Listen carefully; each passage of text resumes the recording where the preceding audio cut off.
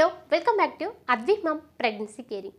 ఇవాళ వీడియో వచ్చేసి ఏంటంటే ఈ వింటర్ సీజన్లో ప్రెగ్నెన్సీ ఉమెన్స్ ఎలాంటి ఫుడ్ తీసుకోవాలనేది మనం ఈ వీడియోలో క్లియర్గా తెలుసుకుందాం. సో ఆల్రెడీ మనము ఈ వింటర్ సీజన్లో గర్భవతులు ఎలాంటి జాగ్రత్తలు తీసుకోవాలి, ఎలాంటి ఫ్రూట్స్ తీసుకోవాలి, ఎలాంటి ఫ్రూట్స్ అవాయిడ్ చేయాలి, సో అవన్నీ కూడా మనం ఆల్రెడీ వీడియో షేర్ చేసాము. సో వాటి యొక్క లింక్ని కింద డిస్క్రిప్షన్లో ఇవ్వడం జరుగుతుంది, కావాలంటే చూడండి. సో ఈ వీడియోలో మనం ఈ వింటర్ సీజన్లో గర్భవతులు ఎలాంటి ఫుడ్ తీసుకోవాలనేది క్లియర్గా తెలుసుకుందాం. సో వీడియోలోకి వెళ్ళిపోయే ముందుగా మన ఛానల్ అయితే సబ్స్క్రైబ్ అయితే చేసుకోండి, పక్కనే ఉన్న బెల్ ఐకాన్ అయితే క్లిక్ చేయండి. నేను పెట్టే ప్రతి వీడియో కూడా మీకు ముందుగా నోటిఫికేషన్ రూపంలో రావడం అయితే జరుగుతుంది. ఏదైనా సందేహాలు ఉంటే కింద కామెంట్ చేయండి, తప్పకుండా నేను మీకు రిప్లై ఇస్తాను. ఇక వీడియోలోకి అయితే వెళ్ళి, సో ఈ ప్రెగ్నెన్సీ ఉమెన్స్ ఖచ్చితంగా ఈ వింటర్ సీజన్లో ఏ ఫుడ్ తీసుకున్నా కూడా కొంచెం వేడివేడిగా ఉండేది తీసుకోండి. ఎందుకంటే ఈ వింటర్ సీజన్లో నార్మల్ వ్యక్తులకి ఫుడ్ అనేది సరిగ్గా డైజెషన్ కాదు, ఇంకా ప్రెగ్నెన్సీ ఉమెన్స్కి అయితే కొంచెం ఇబ్బందిగా ఉంటుంది. సో ఎప్పుడు ఏ ఫుడ్ తీసుకున్నా కూడా కొంచెం వేడివేడిగా తీసుకోండి, అలాగే సూప్స్ అట్లాంటివి తీసుకోవడానికి ట్రై చేయండి అన్నమాట. సో మీకు ఇమ్యూనిటీ పవర్ అనేది తక్కువగా ఉంటుంది కాబట్టి సో ఖచ్చితంగా ఆహారాలపైన శ్రద్ధ అనేది ఉండాలి.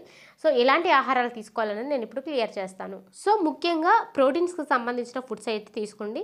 సో ప్రోటీన్ సంబంధించిన ఫుడ్స్ ఎందులో ఉంటాయంటే లీన్ మాంసం, సో గుడ్లు, కాయధాన్యాలు, టోపు, చిక్ పీస్ మరియు పెరుగు. సో వీటన్నిటిలో కూడా ప్రోటీన్ కంటెంట్ అనేది అయితే ఉంటుంది. సో డెఫినెట్లీ ఇవన్నీ మీరు ఈ చలికాలంలో తీసుకోవచ్చు.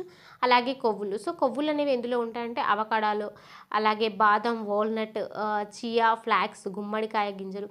సో వీటన్నిటిలో కూడా మనకి కొవ్వు కంటెంట్ అనేది ఉంటుంది. సో ఇంకా వేరే ఫుడ్స్లలో కూడా ఉంటాయి, సో అవి కూడా మీరు తీసుకోవచ్చు. అలాగే iron rich foods, so iron rich foods అనేది ఎందులో ఉంటుందంటే లీఫీ గ్రీన్, సో బచ్చలి కూర, కాలే, సో ఎండిన పండ్లు, ఖర్జూర, ఎండు ద్రాక్ష, సో వీటన్నిటిలో కూడా ఐరన్ కంటెంట్ ఉంటుంది.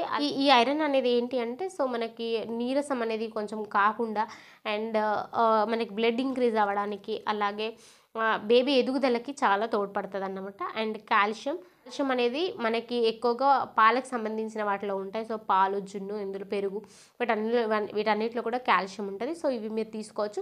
సో చలికాలం కదా, పెరుగు తీసుకోవచ్చో తీసుకోరాదు అనుకుంటారు, కానీ తినండి, చాలా మంచిది. అండ్ రోగనిరోధక శక్తిని పెంచే ఆహారాలు ఏవి అంటే so vitamin C, definite vitamin C సంబంధించిన ఫ్రూట్స్ అయితే తీసుకుంటూ ఉండాలి. ఎందుకంటే మనకి ఇమ్యూనిటీ పవర్ అనేది తక్కువగా ఉంటుంది ప్రెగ్నెన్సీ టైంలో. సో ఆ ఇమ్యూనిటీ పవర్ని పెంచడానికి సో నారింజ, నిమ్మ, ఇవన్నీ ఏంటంటే మనకు జలుబు అవుతుంది, సో అవాయిడ్ చేయాలనుకుంటారు, కానీ అసలు అవాయిడ్ చేయొద్దు, ఇవి తినాలి. ఎందుకంటే ఇవి మనకి వాటర్ కంటెంట్ ఉంటుంది, విటమిన్ సి ఉంటుంది, మనకి రోగనిరోధక శక్తిని పెంచుతుంది అన్నమాట. సో ఇవి తీసుకోవచ్చు. నెక్స్ట్ మనకి ఏదైనా జలుబు అట్లా కాకుండా ఉండడానికి కూడా సో అల్లం మరియు వెల్లుల్లి తీసుకోవచ్చు. సో ఇవి ఏంటంటే రోగనిరోధక శక్తిని పెంచుతుంది అండ్ శరీరం కొంచెం బాడీ వెచ్చగా ఉండడానికి కూడా సో మనకు యూజ్ అవుతుంది అన్నమాట. అలాగే ప్రెగ్నెన్సీ సిక్నెస్లో ఏమైనా వికారం అట్లా ఉన్నా కూడా తగ్గిస్తుంది సో ఈ అల్లం వెల్లుల్లి తీసుకోవడం వల్ల.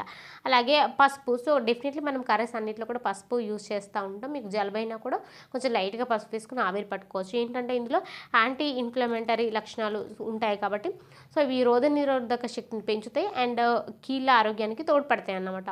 సో అలాగే చిన్న సూప్లు, సో డెఫినెట్లీ కొంచెం వెచ్చగా ఉండే సూప్లు, చికెన్ సూప్స్, కాయధాన్యాల సూప్స్ ఇట్లాంటివి ఏమైనా తీసుకోవచ్చు. బాడీని హైడ్రేట్గా ఉంచుకోండి. వెచ్చని వాటర్ తీసుకోండి, మరీ చల్లటి కాదు, ఫ్రిడ్జ్ వాటర్ అయితే తాగొద్దు.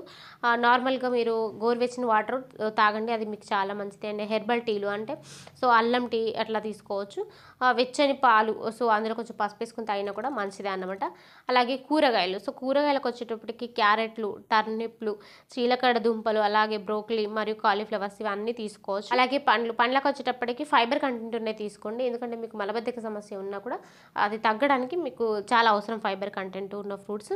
సో యాంటీ ఆక్సిడెంట్ల కోసం యాపిల్స్, బేరీ, దానిమ్మ మరియు ఖర్జూరాలు, అలాగే డ్రై ఫ్రూట్స్, ఖర్జూర, అత్తిపండ్లు, సో ఇవన్నీ తీసుకోవచ్చు. మరి అవాయిడ్ చేయాల్సిన ఫుడ్స్ ఏంటంటే ఎక్కువ సీజన్లో బాగా మసాలాలు చేసిన కర్రీస్ తీసుకోకపోవడం బెటర్, ఎందుకంటే కొంచెం గ్యాస్ట్రిక్ సంబంధించిన ప్రాబ్లమ్ వస్తుంది. ఫుడ్ సరిగ్గా డైజెషన్ కాక చల్లటిదనం కాబట్టి జీర్ణశయం మందగిస్తుంది కాబట్టి మనకి ఈజీగా డైజెషన్ అయ్యే ఫుడ్ తీసుకుంటూ ఉండండి.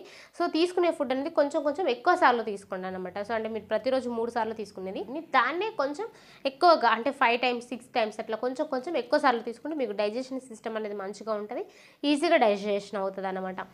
వాటర్ కూడా చాలా ఎక్కువగా తాగుతూ ఉండాలి, ఎందుకంటే వింటర్ సీజన్ కదా, వాటర్ ఏం తాగుతాం అనేసి చాలామంది తాగరు, కానీ అట్లా తాగకపోవడం వల్ల డీహైడ్రేషన్ అవుతుంది, వేడి చేస్తుంది, అది అంత మంచిది కాదు కాబట్టి.